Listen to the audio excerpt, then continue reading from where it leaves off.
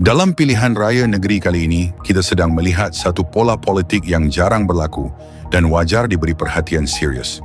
Bukan sekadar kerana ia luar biasa, tetapi kerana implikasinya sangat besar kepada masa depan negeri.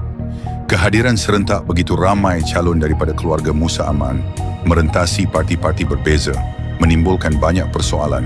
Antaranya, Yamani Musa dari PKR Hazim Musa, dari GRS Arifin Arif, dari GRS Anifah Aman, dari GRS Ishak, Ayub dari Star, Anwar, Ayub dari GRS Nazmi Zawawi, dari UMNO.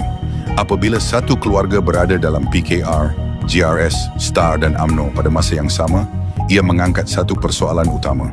Mengapa begitu ramai ahli keluarga yang sama muncul dalam banyak parti secara serentak? Dalam mana-mana demokrasi, penumpuan pengaruh politik terhadap satu keluarga adalah sesuatu yang perlu dinilai secara berhati-hati.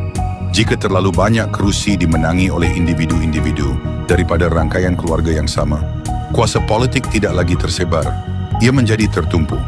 Dan apabila kuasa tertumpu, risiko ketidakseimbangan semakin meningkat. Sabah bukan negeri yang kecil.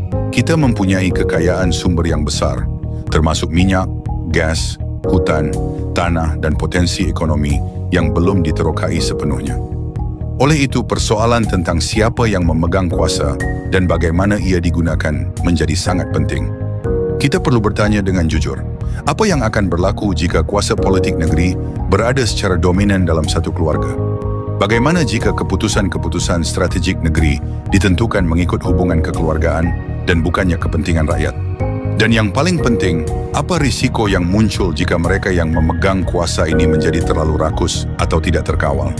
Tanpa semak imbang yang kukuh, tanpa suara berani dalam dewan, dan tanpa keberanian untuk menegur dari luar lingkaran keluarga, keputusan-keputusan penting boleh dibuat tanpa penilaian yang objektif.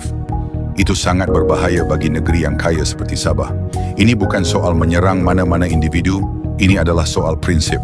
Prinsip yang menuntut agar kuasa tidak boleh dikumpulkan tanpa batas, tidak boleh diwariskan seperti aset keluarga, dan tidak boleh digunakan tanpa pengawasan rakyat.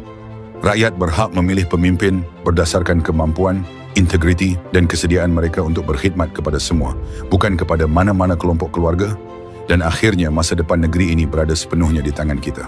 Apa yang kita pilih pada hari mengundi akan menentukan arah Sabah untuk bertahun-tahun akan datang. Fikirkan dengan bijak, lihat gambaran besar, kenal pasti risikonya, dan pilihlah masa depan yang memastikan negeri ini benar-benar milik rakyat.